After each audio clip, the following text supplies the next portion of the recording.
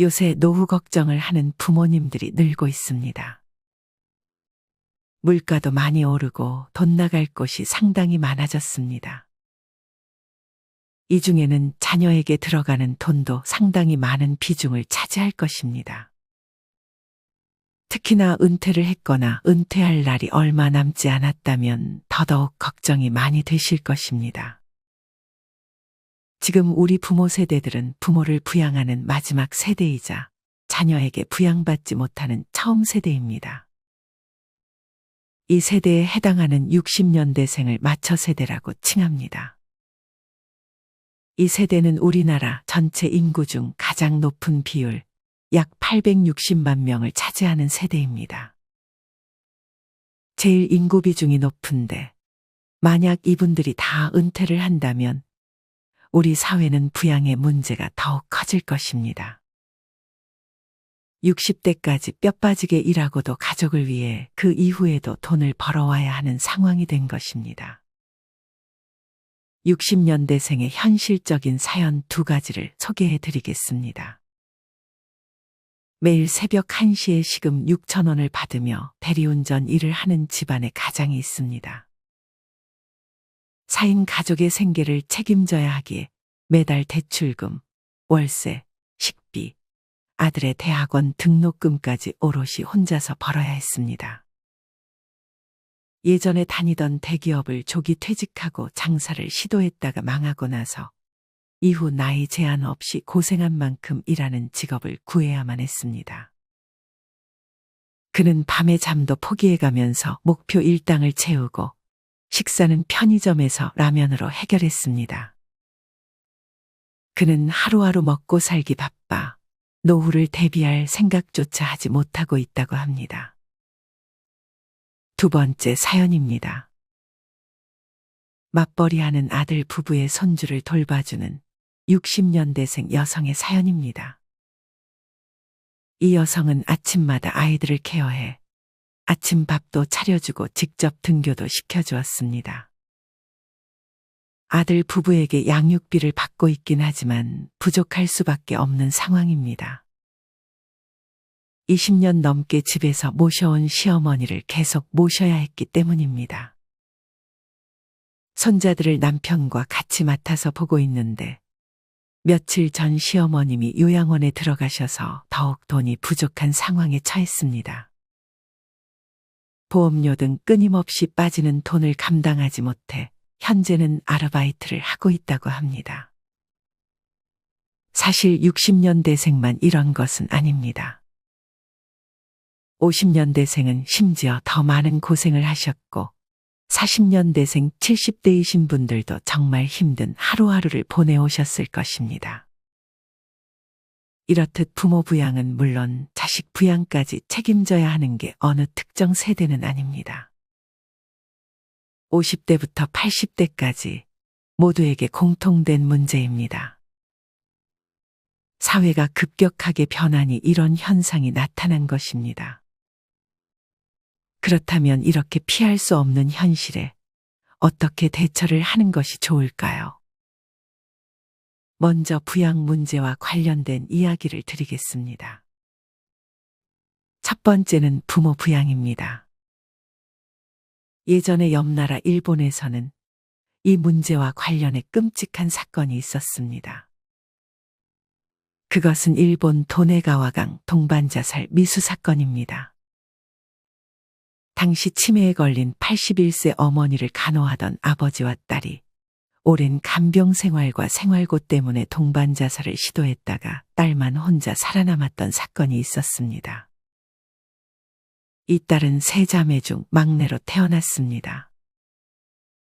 아버지는 자식들이 어릴 때 집을 나갔고 어머니 홀로 3자매를 힘겹게 키우다 둘째는 입양을 보내는 선택을 하기도 했습니다. 딸은 고등학교를 중퇴하고 여러 일을 했으며 나중에는 집 나간 아버지가 다시 돌아와 어머니 아버지 막내딸이 함께 살게 되었습니다. 그러던 중 어머니가 60대 후반에 들어 치매와 파킨슨 병이 동시에 걸리면서 아버지와 막내딸의 힘든 간병 생활이 시작됐습니다. 당시 딸은 회사를 다녔었지만 일과 간병을 병행할 수가 없어 일을 그만두고 간병에 전념했습니다. 그 후 이 가족은 신문 배달을 하는 아버지의 수입에 의존하며 살게 되었습니다. 그때 아버지의 월급은 우리나라 돈으로 200만 원 남짓이었습니다. 사실 딸은 간병 초기에는 어머니가 치매에 걸렸어도 매우 좋아했었습니다. 치매 걸리기 이전에 어머니는 딸을 사랑하는 밝은 엄마였기 때문입니다. 다른 가족들이 증언할 정도로 막내딸은 어머니를 진심으로 사랑했습니다. 불평, 불만은 하나도 하지 않았다고 합니다. 하지만 병간호가 10년이 넘어가면서 상황이 달라졌습니다. 어머니의 상태는 악화되었고 아버지의 허리가 안 좋아져 전에 하던 신문 배달조차 할 수 없게 된 것입니다. 아버지마저 식사나 화장실도 혼자서 해결할 수 없는 지경에 이르렀습니다. 수입은 당연히 끊기게 되었고요. 그렇게 아버지는 딸에게 셋이 같이 죽자고 차마 입에 꺼내기조차 너무 힘들었을 그 말을 딸에게 전했고 딸은 이 말에 동의했습니다. 사건 당일에 아버지는 내일 하자며 망설였지만 딸은 오히려 서둘렀습니다. 딸은 부모를 자신의 차에 태우고 이전에 가족이 함께 가본 군마현에 한뼘에 갔습니다. 차를 대구댐으로 돌진하려 했지만 마땅한 곳이 없었다며 아버지는 열차에 뛰어들자고 했지만 그렇게 되면 유족에게 거액의 손해배상금이 청구될 수 있어 실행에 옮기지 못했습니다. 딸과 아버지는 이어 집 근처 강에서 날이 어두워지기를 기다렸다가 차를 탄 채 강으로 돌진했습니다. 강에 입수하기 직전 아버지는 미안하다는 말을 남겼습니다. 차 통째로 강에 들어갔지만 수심 1m 부근에서 차가 더 이상 가라앉지 않았습니다. 딸은 운전석 쪽 문을 열고 어머니와 아버지 손으로 차 밖으로 끌어냈지만 아버지의 손을 놓쳤다고 말했습니다. 아버지가 일부러 자신의 손을 뿌리친 것 같다고 했습니다. 죽을 것 같다며 물속에서 첨벙대는 어머니에게 딸은 미안하다라는 말밖에 할 수 없었다고 그날을 회상했습니다.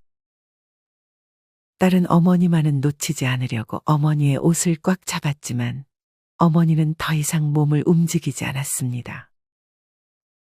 이후 딸만 강물에서 빠져나왔습니다. 딸은 그날 밤 강가에 혼자 주저앉아 하늘을 바라보거나 노래를 부르며 밤을 새웠다고 합니다.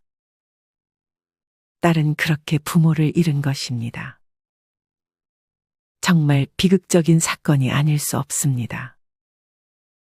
이렇듯 부모가 만약에 아프게 되면 삶에 정말 큰 타격을 입게 됩니다. 간병 파산이라는 말이 나올 정도로 돈 문제뿐만 아니라 간병 탓에 직장을 포기하거나 이혼을 하는 경우도 많다고 합니다. 이제는 부모를 버려야 한다라는 제목의 책은 지금의 현실을 반영하는 것 같습니다.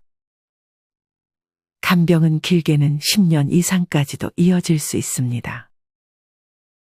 하지만 간병으로 인해 자신의 직장이나 결혼 등 삶을 포기해버리는 것은 좋은 선택이 아닙니다. 앞의 사건에서도 알 수 있듯 간병만 하는 삶은 사는 게 아닙니다. 자기의 삶이 있어야 간병할 수 있는 힘이 나는 것인데 내 남은 삶을 간병으로 지내야 한다면 크게 우울증에 걸릴 수도 있습니다. 사실 예전에는 그래도 형제가 많았어서 간병의 부담을 나눌 수 있었지만 지금 자녀 세대들은 한두 명 정도에 불과합니다. 결국 자녀에게 간병을 기대할 수 없는 것이 지금의 현실입니다. 나라의 제도가 개선되는 것이 좋지만 아직은 많이 부족한 것이 사실입니다. 나라가 해결해 주겠지라는 생각보다는 자식에게 들어가는 돈 대신 훗날 내 자녀들을 고생시키지 않기 위해 미리미리 스스로의 간병을 준비하려는 마음가짐이 필요합니다. 방금 말을 잘 기억하셔야 합니다.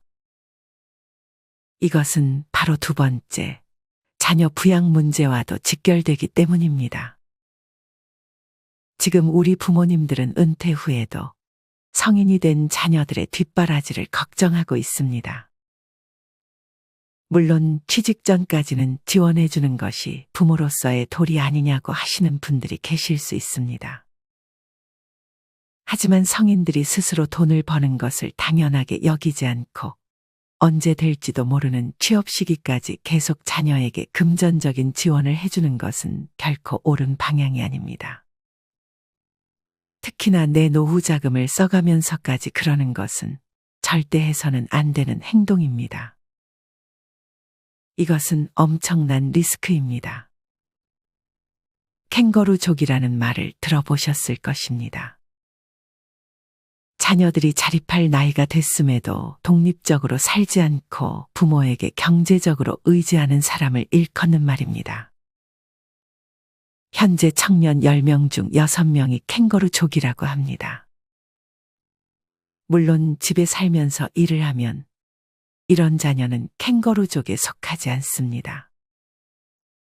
오히려 월세, 관리비, 식비, 생활비 포함하면 독립했을 때 100만 원이 넘게 나가는데 차라리 부모님에게 월 30만 원씩 꼬박 드리면서 같이 살면 저축을 많이 할 수도 있습니다. 문제는 일도 하지 않고 성인이 되기 전과 마찬가지로 부모에게 케어를 받는 자녀들입니다.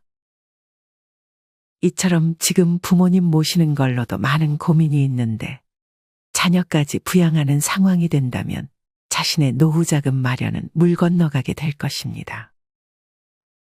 그렇기 때문에 더더욱 자녀들이 스스로 독립할 수 있게 해주어야 합니다.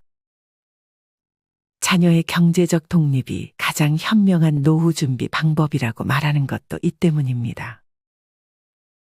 자녀들에게 들어가는 돈은 부모 부양하는 데 들어가는 돈보다 훨씬 큽니다. 자녀 중 한 명이 결혼이라도 한다 하면 대부분의 부모들은 크게 도와주려 할 것이기 때문입니다. 우리나라 부모님들은 너무 자녀들에게 무분별하게 지원해 주는 것이 문제라고 보는 시각이 많습니다. 원인은 내가 아는 누구도 그렇게 해주더라. 내 친구는 자식들에게 이것까지 해줬더라. 하면서 주변에서 다 해주는데 나만 안 해주기 좀 그래서 무리하면서까지 자식에게 해주는 경향도 없지 않습니다. 하지만 이것은 좋은 방향이 절대 아닙니다. 특히나 내가 금전적인 여유가 별로 없음에도 남이 해주니까 나도 해줘야지 하는 것은 나 자신에게 정말 해서는 안 될 행동입니다. 나 자신을 버리는 것과 마찬가지인 선택이 될 수도 있습니다. 다른 사람들과 비교할 필요 없습니다. 나는 내 상황에 맞춰서 행동해야 합니다. 이렇게 자식들에게 해주려고 하면 할수록 그 전에 마련했던 내 노후 대책이 한 번에 깨질 수도 있다는 사실을 기억해야 합니다. 이런 말이 있습니다. 자녀에게 미리 재산을 안 주면 시달려서 죽고, 찔끔찔끔 주면 졸려서 죽고, 다 주면 굶어서 죽는다. 성인이 된 자녀 입에서 만약 엄마 아빠는 돈 쓸 일이 없지 않느냐, 여유 있으면서 왜 안 도와주느냐, 상속 미리 한다고 생각하시면 안 되냐 라고 한다면 이미 부모 자식 관계는 파국의 길을 걷고 있는 것입니다. 물론 직접적으로 이렇게 말하는 경우는 많지 않을 것이지만 속으로라도 자식들이 이런 마음을 갖지 않게 하는 것이 중요합니다. 가장 좋은 것은 앞서도 얘기했듯 자녀들이 경제적으로 독립할 수 있는 능력을 만들어주는 것입니다. 하지만 이것은 결코 쉽지 않습니다. 경제적으로 독립하려면 부모보다는 자녀 자신이 현재 상황을 깨달아야 하기 때문입니다. 그럼에도 부모님들이 할 수 있는 역할이 분명 있을 것입니다. 그 부분을 찾아서 자녀를 도와주는 방향으로 가야 합니다. 금전적인 지원은 여기서 제외시켜야 합니다. 주변 사람들은 어떻게 하고 있는지, 혹은 유튜브에서 전문가들은 어떻게 자녀들을 도와주는 게 좋다고 얘기하는지 찾아보는 것도 좋습니다. 부모 부양, 자녀 부양 이외에 조심하셔야 할 것이 또 있습니다. 그것은 바로 금융 사기입니다. 은퇴한 많은 분들이 노후 자금을 조금 더 확보하기 위해 위험한 일에 손을 댑니다. 노력을 들이지 않고 많은 돈을 얻으려는 욕심의 사기를 당하게 되는 것입니다. 해를 거듭할수록 사기 수법이 진화하고 있습니다. 이 사기꾼들은 피해자의 심리를 너무나 잘 알고 있기 때문에 피해자의 모든 돈을 앗아가려고 합니다. 한번 돈을 잃은 피해자는 처음에 잃은 돈을 복구하고자 사기꾼의 말을 계속 들을 수밖에 없는 그런 심리를 악용하는 것입니다. 가끔 뉴스를 보면 이렇게 은퇴를 하고 금융사기를 당하는 경우를 접하게 됩니다. 은퇴를 하고 나면 퇴직금이나 연금을 받는다 하더라도 원래 벌던 월급보다는 적은 돈으로 생활할 수밖에 없습니다. 그래서 그것을 좀 충당해 보자 하고 여러 가지 알아보다 운이 나쁘면 이런 사기에 걸리는 것입니다. 사실 스스로 공부해서 돈을 버는 것은 당연합니다. 내 돈을 남에게 맡긴다는 것은 웬만하면 하지 않는 게 좋습니다. 특히나 남에게 여기에 투자하면 좋다더라 라는 말을 듣고 피 같은 내 돈을 내가 잘 알지도 못하는 사람들에게 맡기는 것은 정말 어리석은 행동이라 할 수 있습니다. 이렇게 고정 수입을 늘리고 싶은 마음에 고수익 상품에 미끼에 물리면 남은 노후가 아주 꼬여버린다는 사실을 잊지 마시길 바랍니다. 금융사기 예방을 위한 행동 지침 3가지를 알려드리겠습니다. 첫째, 앞서도 말했듯 내 주변 가까운 누군가가 여기에 돈 넣으면 매달 몇십만 원씩 들어온다더라 등의 카더라는 말만 믿고 절대 따라가지 마세요. 항상 위험은 가까운 곳에 있다는 사실을 명심하시길 바랍니다. 그 사람이 나쁜 의도로 했든 그렇지 않든 그 사람은 그 말을 어디서 들은 건지 우리는 확실하게 알 수 없습니다. 돈을 잃고 나서 그 사람을 탓할 수도 없습니다. 그러니 모든 투자는 신중에 신중을 기하고 더욱이 다른 사람의 말에 휘둘려서 판단하는 일은 없어야 합니다. 둘째, 너무 터무니없는 고수익을 보장하는 투자는 거르셔야 합니다. 뭐든 쉽게 돈을 버는 방법은 절대 없습니다. 내가 아무 노력도 하지 않고 큰 돈이 매달 나에게 들어온다는 것은 있을 수 없는 일입니다. 하지만 사람들은 아무 노력하지 않고 큰 돈을 벌고 싶어 합니다.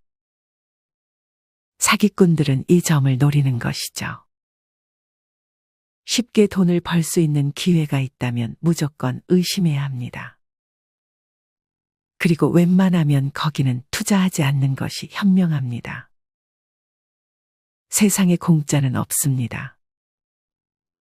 셋째, 내가 어려운 상황에 처해 있거나 심적으로 힘들 때는 큰 결정을 내리지 않는 것입니다. 사람들은 심적으로 좋지 않을 때 잘못된 의사결정을 하는 경우가 굉장히 많습니다. 여러분들이 힘들 때 아마 사기꾼들은 여러분의 이런 힘든 감정을 이용하려 할 것입니다. 항상 큰 결정은 내가 별로 힘들지 않을 때, 상황이 나쁘지 않을 때 해야 합니다. 힘들 때는 에라 모르겠다 하고 그냥 될 대로 되라는 식으로 의사결정을 하게 돼버릴 수도 있으니 꼭 이 점을 명심하시길 바랍니다. 우리는 이것들을 미리 대비해야 합니다. 일찍 대비할수록 좋습니다. 평균 수명이 늘어 우리는 몇 살까지 살게 될지 모릅니다. 100세까지 산다고 해도 80세 이후에는 20년이라는 시간이 남은 것입니다. 지금 현재 5060 세대시라면 지금 어떻게 행동하느냐에 따라 남은 3, 40년 동안의 노후의 질이 달라질 것입니다. 이 밖에 노후의 질을 결정하는 중요한 요인은 건강입니다. 제가 매번 강조하는 것이죠. 건강이 안 좋으면 모든 생활이 망가져 버립니다.